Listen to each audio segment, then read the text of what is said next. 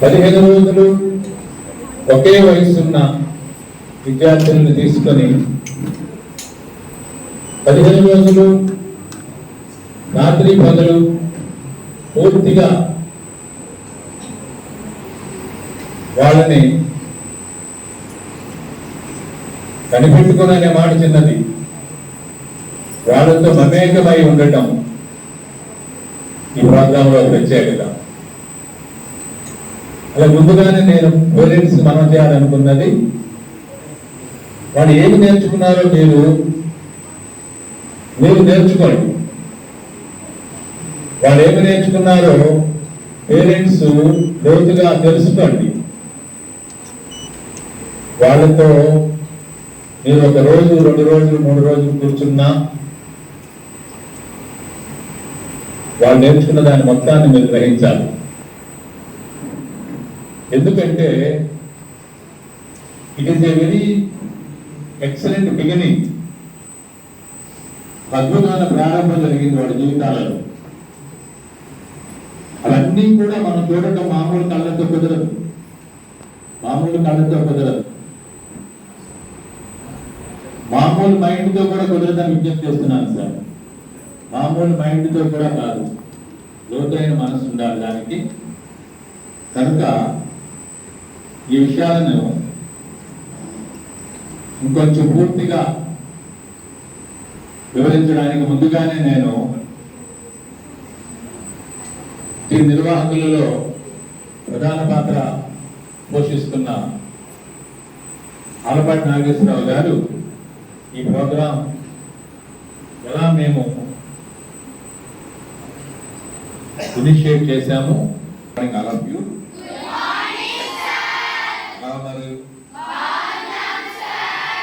ఇరుపదిలో ఆనందంగా ఉందా లేకపోతే బాధగా ఉందా? మాకు తెలుసు,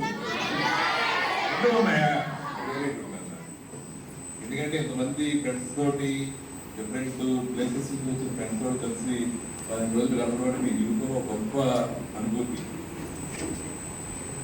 చాలా సంతోషం. అలాగే సెంటర్ ఫర్ హ్యూమన్ ఎక్సలెన్స్ మానవతా సంస్థ సంయుక్తంగా ఏర్పాటు చేసిన కార్యక్రమానికి ఈరోజు ముగింపు కార్యక్రమానికి అధ్యక్షత వహిస్తున్నటువంటి గ్రామాలయ అధ్యక్షుడు వెంకటేష్ గురుజీ గారికి, అలాగే ఈరోజు ఈ కార్యక్రమానికి ముఖ్య అతిథిగా విచ్చేసి పిల్లల్ని ఆశీర్వదించి వాళ్ళకి వాళ్ళ మంచి భవిష్యత్తుని వాళ్ళు అనుకున్న లక్ష్యాలను సాధించడం కోసం ఒక దిశానిర్దేశం చేయడానికి విచ్చేసినటువంటి సిఆర్ఆర్ విద్యా సంస్థల సెక్రటరీ, అలాగే రెడ్ క్రాస్ ఎక్స్ చైర్మన్, అలాగే తలసీమియా పిల్లల కోసం సంవత్సరానికి 10 నుంచి 15 లక్షల రూపాయలు ఖర్చు పెట్టి ఆ వ్యాధి సంబంధించిన పిల్లలు ఎక్కడ కూడా ఇబ్బంది పడకూడదని చెప్పేసి అనేక రకాలుగా మెడికల్ ఎయిడ్ అందిస్తూ వాళ్ళకి మరి ప్రాణదానం చేస్తున్నటువంటి గొప్ప మహోన్నత వ్యక్తి డాక్టర్ మాగంటి ప్రసాద్ గారికి, అలాగే ఈరోజు ఈ కార్యక్రమం సమన్వయకర్త, నిర్వాహకులు, రూపకర్త అయినటువంటి పెద్దలు ప్రొఫెసర్ సుబ్బారావు గారికి, అలాగే ఈ కార్యక్రమం ఏర్పాటు చేయడానికి అన్ని ఏర్పాట్లు దగ్గరుండి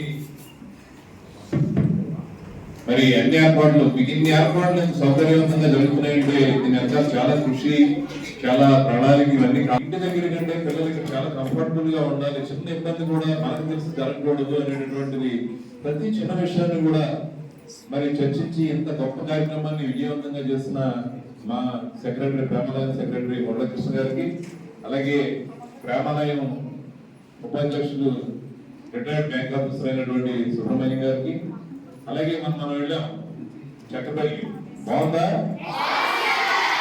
ఎవరు అక్కడ నిర్వాహకులు?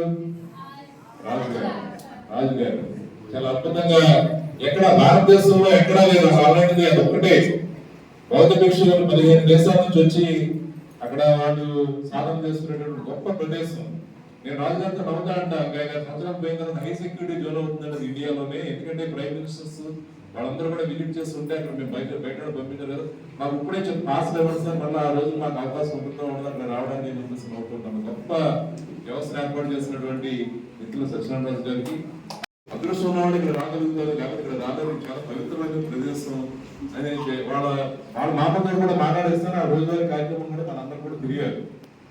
కాబట్టి 20 అమ్మలకి ఎలాగ మనం ఒక కార్యక్రమం చేస్తున్నాం. ఇది ఒకటే కాదు, సమాజంలో యువత విద్యార్థులు అనేది వాళ్ళు చాలా పెడదారం ఉంది. వాళ్ళ సమాజంలో అనేక రకమైనటువంటి రుగ్మతులు ఇవాళ సమాజాన్ని పట్టిపెడిస్తే సోషల్ మీడియా రూపంలో కానీ అనేక రకాలైనటువంటి ఇబ్బందుల రూపంలో వీరికి కూడా మార్గం నిర్దేశం చేస్తే సంస్థగా దీన్ని ఎందుకు మనం రూపొందించబడుతుంది. మనకి ఇక్కడ స్థలం ఉంది, దీని ఒక బిల్డింగ్ కింద మనం చేసుకుని 25 సంవత్సరాలు అయిన సందర్భంగా దీన్ని ఇంకొక స్టెప్ ముందుకెళ్దామని ఉద్దేశంతో నిర్వాహకం అందరూ కూడా కూర్చుని వెంకటేశ్వరరెడ్డి గారి నేతృత్వంలో ఏం చేస్తే బాగుంటుంది, సమాజానికి ఏ రూపంలో మనం ముందుకు తీసుకెళ్ళాలని ఆలోచన చేసినప్పుడు వచ్చినటువంటి ఆలోచన సెంటర్ ఫర్ హ్యూమన్ ఎక్సలెన్స్.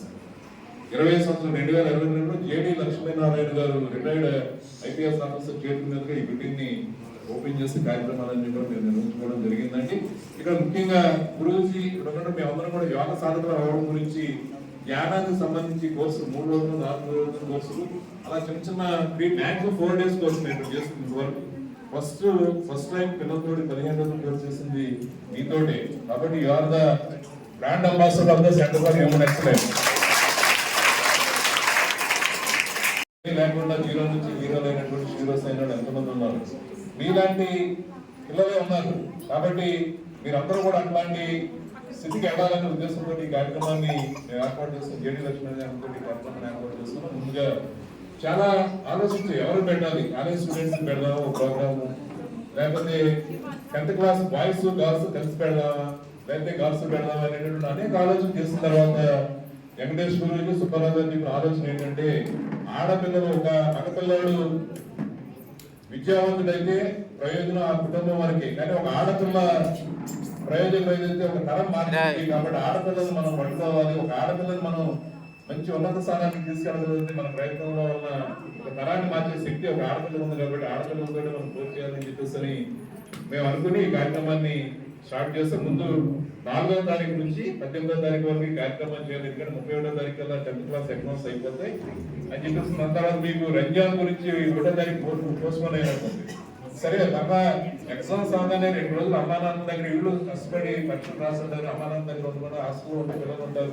2 రోజులు అమ్మా నాన్న దగ్గర లేకుండా తీసుకురావడం ఎంతవరకు కరెక్ట్ అని చెప్పేసి 8 నుంచి 22 వరకు కూడా తర్వాత ప్రోగ్రామ్ ని డిస్కషన్ రాస్తారు కదా, అలాంటిది 15 రోజులు మీకు తీసుకున్న జ్ఞానం దీన్ని తీసుకునేట్టు మీరు తన కింద పెట్టుకున్నారు.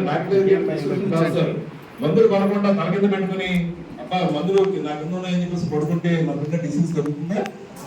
మరి ఏం చేయాలి? మందులు కొనాలి, ఇప్పుడు కదా ప్రయోజనం. మరి మీరు నేర్చుకున్న జ్ఞానం మీకు అంటబట్టాలని మీరు ఏం చేయాలి? ప్రాక్టీస్ చేయాలి. అంతేగాని పుస్తకాల్లో రాసామని ఇంత పుస్తకం ఉందని రోజు చూసి సుబ్బారావు గారు వెంకటేష్ గురించి భలే చెప్పారని చెప్పి పుస్తకాన్ని అడిగి చెప్పి అక్కడ పెట్టేశారనుకో ఉపయోగం ఉందా? కాబట్టి మీరు ఎంత వరకు మీరు దాన్ని పాటిస్తే అంత ముందుకు వెళ్తారు. ఒక నది దగ్గరికి మనం వెళ్ళాము, గ్లాస్ తోటి వెళ్ళినాడు గ్లాస్ తోటి నీళ్ళు వస్తాయి, చిమ్ము బడికి వెళ్ళినాడు చిమ్ముతో నీళ్ళు వస్తాయి. అలాగే బిందు బడికి వెళ్తే బిందు బకెట్ పడితే బకెట్. ఇక్కడ మీకు ఒక సముద్రమైన జ్ఞానాన్ని ఇచ్చాం.